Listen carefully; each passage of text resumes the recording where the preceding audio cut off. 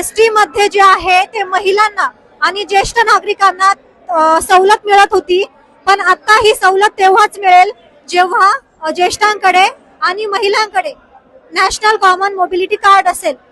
हे कार्ड जे आहे ते सरकारने बंधनकारक केलं आहे, पण हे कार्ड काढण्यासाठी जे आहे ती मोठी गर्दी आणि ज्येष्ठांना जो आहे त्रास होताना दिसत आहे. आता आपण CBS नाशिकच्या मेळा बस स्थानक येथे आहोत. आता आपण इथे बघू शकतो की ज्येष्ठ नागरिकांची जी आहे ती किती मोठ्या प्रमाणात लाईन लागलेली आहे. सर्व जे आहे ते इथे ज्येष्ठ आहे, महिला देखील आहे. या वयात ज्येष्ठांना जे आहे ते अशा प्रकारे उभं राहत लागत असल्याचा राग जो आहे ते येथील काही ज्येष्ठ बोलून दाखवत आहे. आता आपल्या सोबत जे आहेत काही ज्येष्ठ नागरिक आहे, आपण त्यांच्या सोबत संवाद साधूया. काका, काय सांगाल, लाईन मध्ये किती वेळापासून उभे आहात? लाईन मध्ये सकाळी 9 वाजता मी आलेलो आहे इथे, परंतु इथली सिस्टीम अशी आहे की 3 दिवसापूर्वी जे लोक आले त्यांचं पण कार्ड मिळत नाही. आम्हाला जे त्यांनी नंबर अलॉट केला त्याचा आज मिळत नाही, आणि त्यांची जी काल 2-3 दिवसाचे होते तर लोक कुणी नाही, पण आम्ही जे आलोय त्यांचं पण देत नाहीत. आणि दुसरी, इथे आलेले सर्व नागरिक अबाव 70 इयर्स आहेत, तर त्यांना ते किती वेळ उभे राहू शकतात? आमचा अमूल्य वेळ वाया जातो, आणि यांनी सिस्टीम ऑनलाईन ठेवावी आणि लोकांना विश्वासात घेऊन काम जितक्या फास्ट होईल. आम्ही चंद्रावर जातो तिकडे, आणि इथे अशा सामान्य लोकांना ही अवस्था बघवत नाही. ऑनलाईन झालं तर फार चांगलं होईल, आणि या निरापराध लोकांना थोडं शारीरिक कष्ट कमी होतील. ते सिनियर झाले म्हणजे रिकामे झालेत असं नाहीये, हे खूप दुःख आहे. आता आपल्या सोबत एक आजोबा आहेत, ते अक्षरशः खाली बसलेले आहेत लाईन मध्ये. आजोबा, काय सांगाल, खाली बसलेले आहात लाईन मध्ये, काय सांगाल? काय आम्हाला 3 दिवस आपण बोलवलंय. पहिल्या दिवशी आलो त्या दिवशी सांगितलं त्यांनी तुमची KYC करावं लागेल, परत पाठवलं. या गोंधळाला काहीतरी आळा घाला तुम्ही, काहीतरी यांचं आमचं दुःख लक्षात घ्या तुम्ही. अहो इथं जनावर सारखी अगदी आम्हाला ये कोणीच नाही. हे बघा आमचे आहेत तरी सुद्धा हे असे उलट सुलट बोलतात. आम्ही 25 तारखेला नाव नोंदवून अद्याप आम्हाला तिथं 100 काल कितीपर्यंत झाले हा आकडा आम्हाला सांगायला नको का? आज काहीच नाही सांगितलं आम्हाला. मी आता घरून आलो एवढं तावत आता म्हटलं 109 नंबर आहे ताई, 109 नंबर आहे.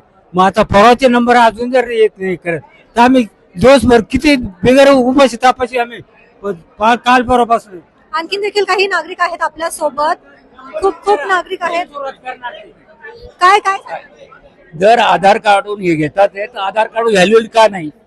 आधार कार्डावर जर हे करायचं असं तर हात एवढं हे करायची गरज काय होती? त्यांना पाहिजे होते 200 रुपये घ्यायचे होते परेड आणि करायचं होतं.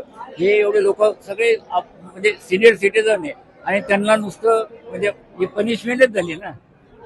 तुम्ही काय सांगाल? ना सिनियर सिटीजन की लाईनीत उभे राहा.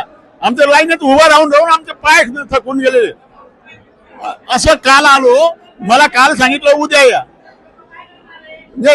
सिस्टीम बरोबर नाही. परवाच्या दिवशी नंबर लावलेले हे आता त्यांनी पुकारा केला का या अशी नावं आहे, तुम्ही नंबर मध्ये राहा. जर तुम्ही सिस्टमॅटिक 25 लोक जर सकाळी आल्यानंतर त्यांचे नावं घेतल्या, हे तुम्ही आज या तारखेला या, बाकीचे तुम्ही या तारखेला या असं सांगितलं, एवढी गर्दी होणार नाही.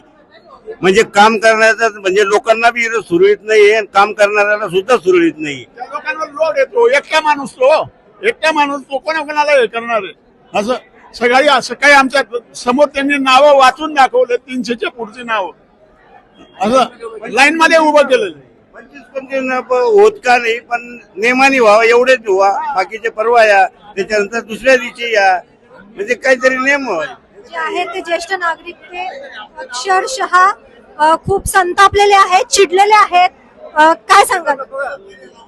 मी काल नंबर लावला आणि इथे फिंगरप्रिंट नाही आलं.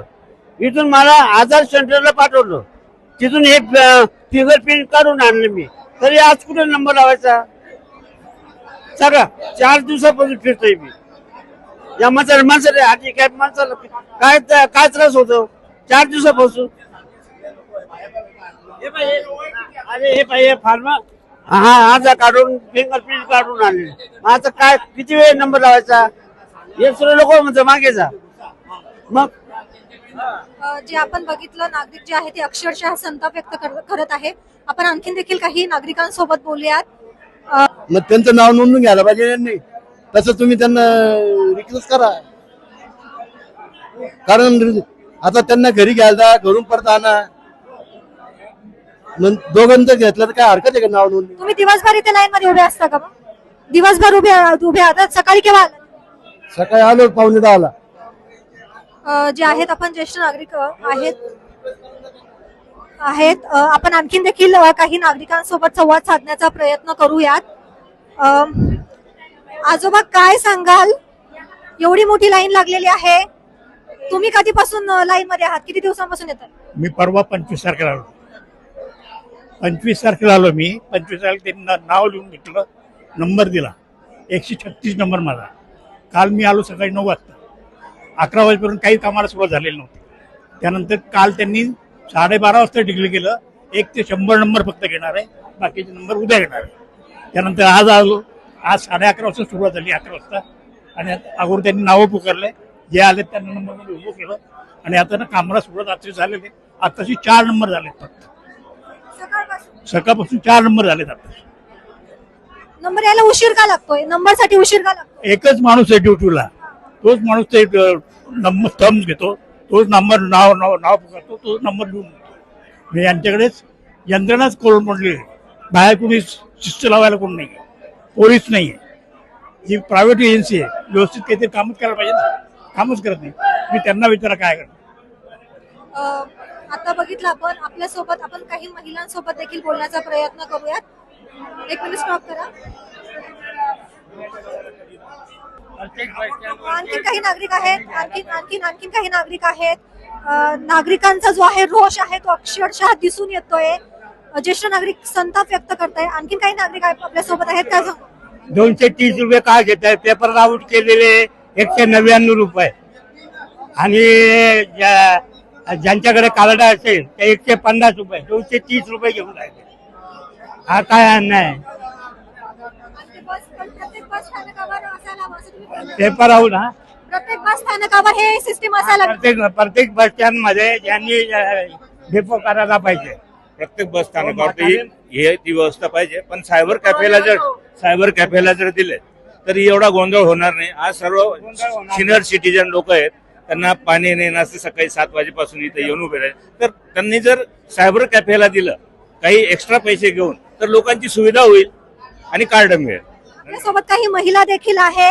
लाडकी बहीण योजना जी आहे ती सरकार मोठ्या आनंदाने सांगते. आपण आता इथं ज्या लाईन मध्ये महिला आहेत उभ्या त्यांच्यासोबत बोलणार आहोत. कधीपासून तुम्ही उभ्या आहात, काय त्रास होतो इथे? काल मी आले होते इथे. एक खूप म्हातारे म्हणजे 80च्या पुढच्या असतील, त्यांनी सकाळपासून 8 वाजेपासून नंबर लावला. नंतर त्यांना सांगितलं की आमचं थम्स येत नाहीये. मग ते कोर्टामध्ये जाऊन त्यांना ते करून आणायला लावलं. त्याच्यानंतर त्यांना काय केलं की ते आले. संध्याकाळी झाली त्यांना यायला, 5 वाजले. तर इथे लिहिलेलं 10 वाजून 6 वाजेपर्यंत, 10 वाजल्यानंतर 6 वाजेपर्यंत. त्यांनी लिहिलंय की 10 वाजेपासून 6 वाजेपर्यंत उघडं राहील असं. आणि ते 5 वाजेला आले तर ते बंद झालेलं होतं. आता कशासाठी दिली मग? कुठून आणायचे सगळे जमा? आता ज्येष्ठ नागरिक आणायचं कुठून? हे ज्येष्ठ नागरिक दिलेले हे कुठेही चालन. तुम्ही प्रत्येक सेंटर नेमा ना. सीबीएस ला फक्त कशाला ठेवलं? ते दुसरं एसटी स्टँड आहे, महामार्गचं तिथे द्या. परत गाडीला खर्च करून मी आली 50 रुपये, कारण बस तर डायरेक्ट इथपर्यंत येत नाही. काय करायचं? बस स्थानकावर आता जे स्मार्ट कार्ड काढत आहे त्या ठिकाणचे इन्चार्ज सागर कोठावदे आपल्या सोबत आहे. नेमकी या ठिकाणी अडचण काय येते, वृद्ध नागरिक जे आहेत ते इतका संताप का व्यक्त करताय ते आपण त्यांच्याकडून जाणून घेणार आहोत. काय सांगाल, लाईन लागलेले आहेत? ऍक्च्युली काय 1 तारखेपासून एसटीने कार्ड बंद होईल, एसटीने अर्ध तिकीट बंद होईल असं त्यांनी सांगितलंय. त्यामुळे लोक गर्दी करतायत. त्यांना लगेच ज्येष्ठ नागरिकांना सगळ्या गोष्टी हातात लगेच पाहिजेत. आणि इथे इलेक्ट्रॉनिक सगळं आधार बेस्ड सिस्टम असल्यामुळे आधार कार्डचं सर्व्हर कधी डाऊन असतं कधी अप असतं. त्याच्यामुळे कार्ड रजिस्ट्रेशन व्हायला थोडा वेळ लागतो. त्यामुळे लोकांना गर्दीचा सामना करावा लागतोय. फक्त मेळा बस स्थानकावरची सिस्टीम का आहे? इंदिरानगर असेल, सातपूर असेल, पवननगर असेल, तिकडे वेगवेगळ्या ठिकाणी का नाही? जिथे बस डेपो तिथे का नाही? मॅडम ऍक्च्युली आता हे ट्रायल अँड एरर बेसिसवर आता लाईव्ह झालेले सेंटर आहेत. आपले पवननगर आणि केटीएचएम कॉलेजच्या समोर आता 2 सेंटर लाईव्ह झालेत. 1 तारखेपासून आपले अजून 5 सेंटर नाशिकमध्ये लाईव्ह होत आहेत. आपले टोटल नाशिक रोडला 1 सेंटर चालू आहे. त्यानंतर आपले 15 सेंटर नाशिकमध्ये पुढच्या 8 दिवसात येणार आहेत. कर्मचारी इथे खूप कमी प्रमाणात दिसत आहे. गर्दीच्या तुलनेत कर्मचारी कमी आहेत. मॅडम 2 मशीन आहेत. एका मशीनला 2 जण आणि 2 जण रजिस्ट्रेशनला असे 4 कर्मचारी काम करत आहेत. आता जवळपास नागरिक सांगतायत की 2-2, 3-3 दिवसांपासून आम्ही लाईन मध्ये उभे आहोत. काय अडचण येते? मॅडम तेच सांगितलं तुम्हाला, आधारच्या सर्व्हरचा प्रॉब्लेम आणि लोकांची मशीन मध्ये कार्ड निघण्याची कॅपॅसिटी 1 मिनिटाला 1 कार्ड रजिस्ट्रेशन होतं. आपण 8 तासात 10 तासात 200-300 कार्ड पेक्षा जास्त कार्ड रजिस्ट्रेशन करू शकत नाही. आणि लोकांची गर्दी हजाराच्या पट जाते. गर्दी जशी तुम्ही म्हणालात की मोठी होते, आधी जेव्हा नाव रजिस्टर केलेलं असतं मग त्याच्यानंतर नागरिकांना 2 म्हणजे 25च्या संख्येने या किंवा 50च्या संख्येने एक टाइम नुसार बोलावले जात नाही, त्यामुळे गर्दी जास्त उफाळून येते का? काही नागरिक अजिबात ऐकून घेत नाही ही गोष्ट. आपण त्यांना किती पण रिक्वेस्ट केली, काका तुम्ही बसून घ्या, थांबून घ्या, तुम्ही 25 लोक 10 लोक या, 15 लोक या, पण ते अजिबात ऐकून घ्यायच्या मनस्थित नसतात.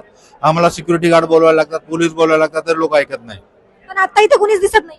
हे काय समोर सिक्युरिटी गार्ड आहे, ते आता आलेत. कंटिन्यू असतात ते. त्यांच्याकडे डबल चार्ज आहे, तिकडचा पण इकडचा पण. अच्छा, ओके. तर आता आपण जे आहे तिथले इन्चार्ज होते त्यांच्यासोबत बोललो नागरिकांशी.